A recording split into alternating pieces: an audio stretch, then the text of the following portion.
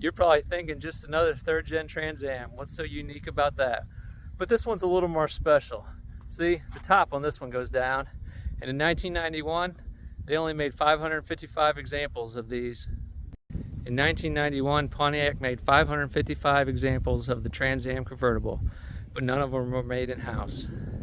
They outsourced them to a company called ASC, who took a T-top car, chopped off the T-top and the rest of the roof, and added the convertible section. So let me show you real quick how this works. In here, you got a lever that you pull back to release the top. And under here, you have two handles that flip around to unlock the front. After you've released the top, simply fold it up, hit a solenoid switch right here. That lets you lift the back up. Now you have plenty of room to take the top and fold it down. Close that back up and you have one of the cleanest profile convertibles ever made in that era. Being a Trans Am, it got the tuned port injected engine, the honeycomb wheels with the WS6 suspension and bigger sway bars, and the Trans Am specific taillights. Being a Trans Am, this one also came with the power lumbar ET style seats. So let's go take this car for a ride. The sun is shining. It is almost 90 degrees outside.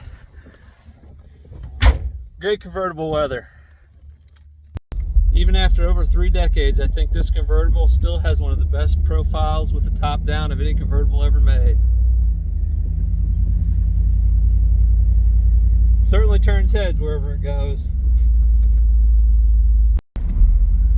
By today's standards, the tuned port engine was anything but considered fast, but man, even as a cruiser, this thing is sure fun.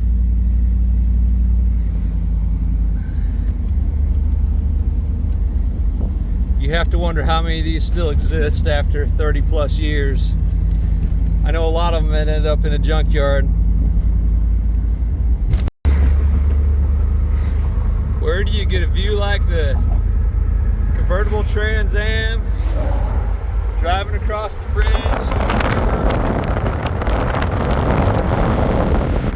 Are amazing.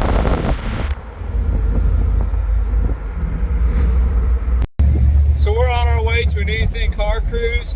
Anything from 60s cars, modern muscle cars, Corvettes, new exotic cars, Lamborghinis. So I just want to throw that footage up now, see how many classic cars and modern cars and exotic cars you can pick out of the lineup as we get down the road.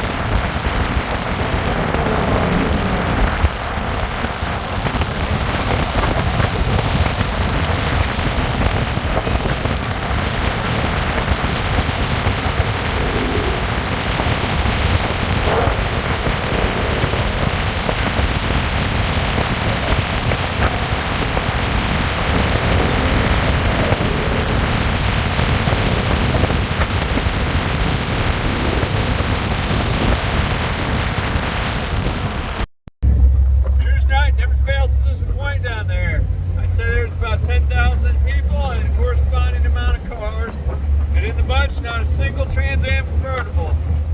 Lots of 69 Camaros, lots of 69 Mustangs, 71 Cudas, Corvettes, modern Camaros.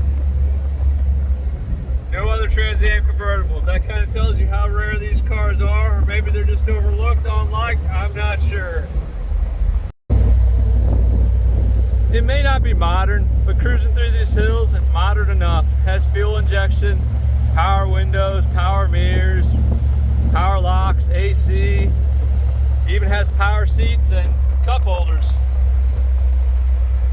So On a beautiful day like today, you just really can't beat it. It's too bad that Pontiac went out of business, because imagine the evolution of what this car would become today. You could buy a new Camaro convertible, $40,000, tax, title, and license. And yeah, I think you get more enjoyment out of it than this. But I don't know if you get $30,000 or $40,000 more enjoyment out of it than this. I really do think this is still one of those underrated cars that people don't think about or know about. My recommendation is, if you can find one, buy it before the price goes up. And if you like this content and want to see more, do me a favor, like and subscribe. Until next time.